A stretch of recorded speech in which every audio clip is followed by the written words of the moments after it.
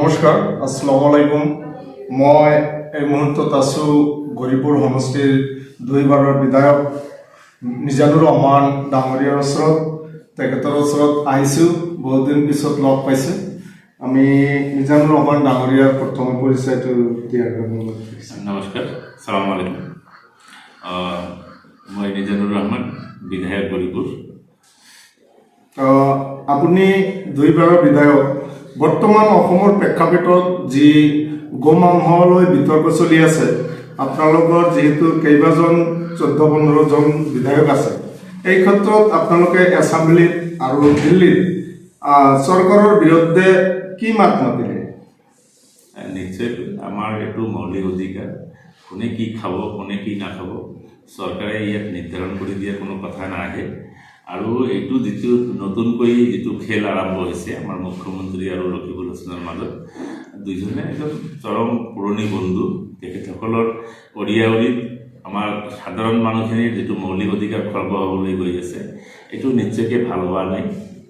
তেখেতসকলে আচলতে দুজনে বন্ধু আৰু দুজনে দুজনৰ ওপৰত এটা মানে সাধাৰণ ৰাইজক লৈ খেলি আছে, এইটো ঠিক হোৱা নাই। আমাৰ এইটো মৌলিক অধিকাৰ, সাংবিধানিক প্ৰদত্ত অধিকাৰ।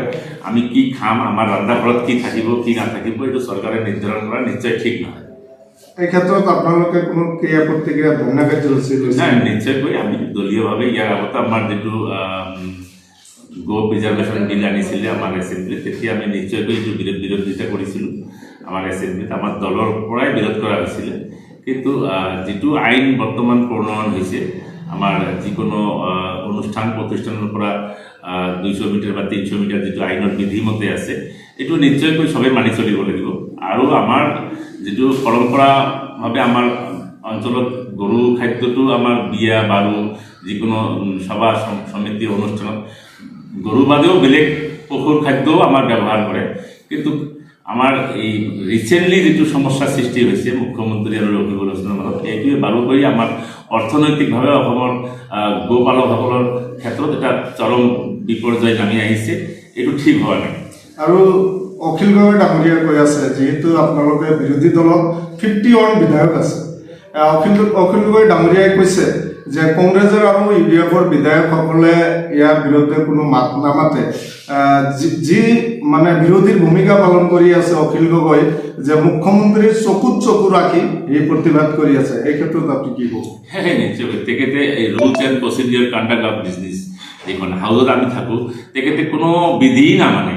তেখেতে তেনেকৈ কথা ক'লে নহ'ব, পাগলামি কৰি থাকে।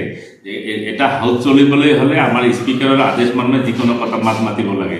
তেখেতে অনাহকতে মানে কিছুমান কি কয় মাজে মাজে থিয় হৈ মানে আমাৰ হাউচটোক পৰিৱেশ বিনষ্ট কৰে, তেনেকুৱা কথা নহয়। চবেই আমি ৰুলছ মানি যিকোনো যি ডিভাইচবিলাক আহে ডিভাইচত চবেই ভাগ লয়।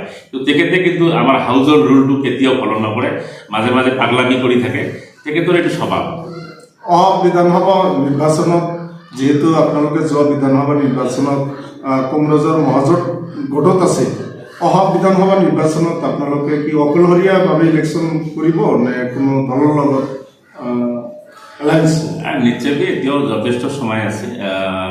মানে এতিয়াও এইটো বিধানসভাৰ কথাটো অহা নাই।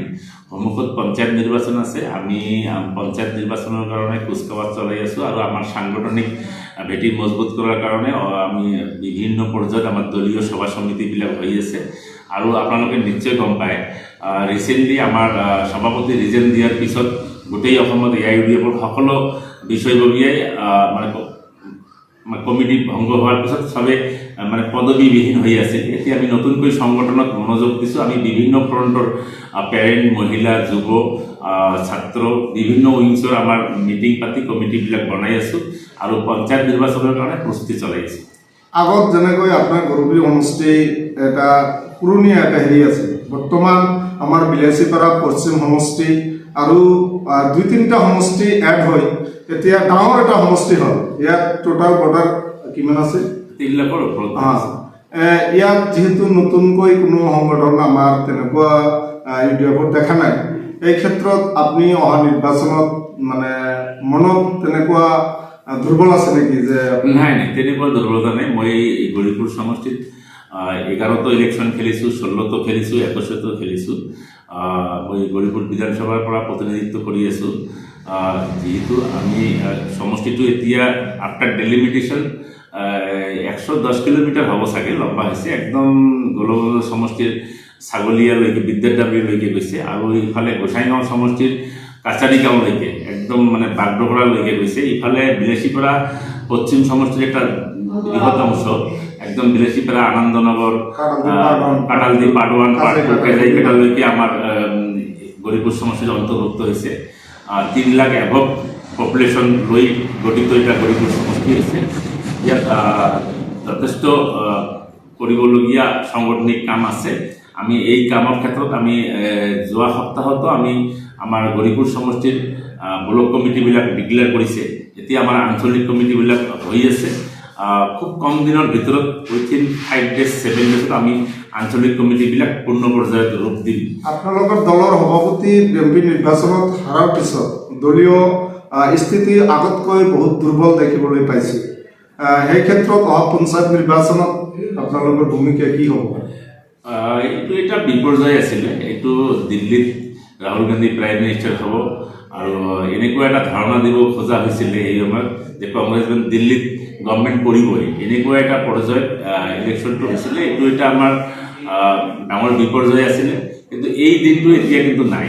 ৰাইজে বুজি পাইছে, যিজন এমপিক এমপি হিচাপে বনাইছে তেখেতে সমষ্টিত প্ৰায় ভৰি নিদিয়াৰ নিচিনাই হৈছে। ৰাইজে বিপদৰ সময়ত তেখেতক লগ নাপায়, আৰু বহুতো অনুষ্ঠান প্ৰতিষ্ঠানে তেখেতক লগ কৰিবলৈ চেষ্টা কৰিও বিফল হৈ আছে। এতিয়া ৰাইজে ইতিমধ্যে কুচকাৱাজ